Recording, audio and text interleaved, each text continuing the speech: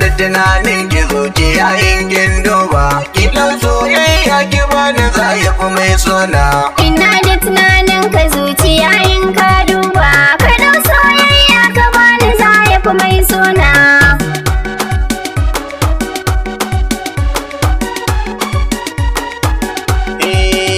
Ina da tunanin ki zuciya in kin duba, a soyayya ta ki babu sai na duba.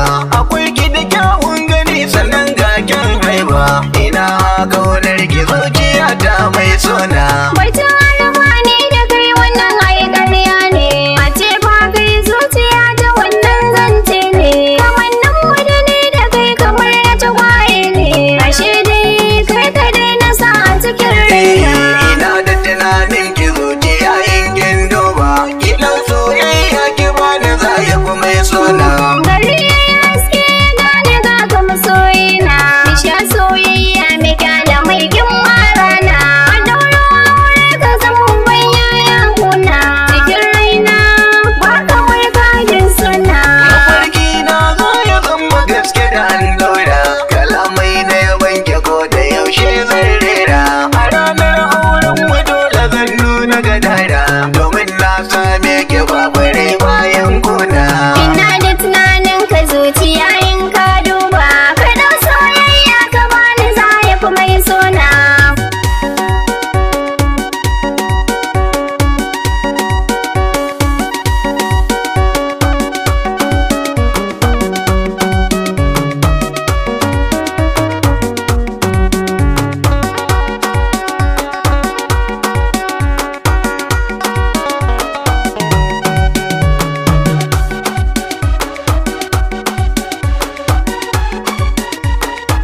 Aya, ashe da ɗan duniya ka samu masoyinka, ni na samu wacce za a yi mani son barka. Iyaye na sun yaba da halin ki hakika, a yau za ki zama guda cikin duka halina. Da ta kamar zuciya ta samu salama, tuwon girma dole a yi miyar sa akwai nama. Ashe kifi za ya hangi duk mai zarkama, kamar dai yadda sun ka kira sa jinna.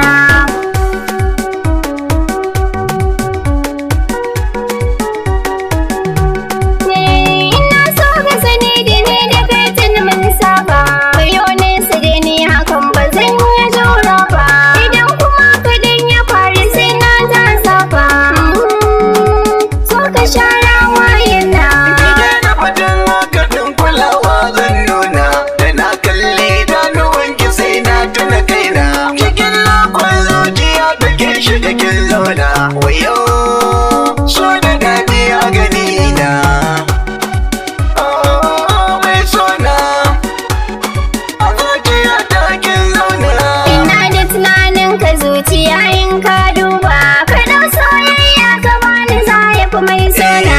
Ina da tunanin ki zuciya in kin duba, kilan soyayya ki bani za ya fi mai sona.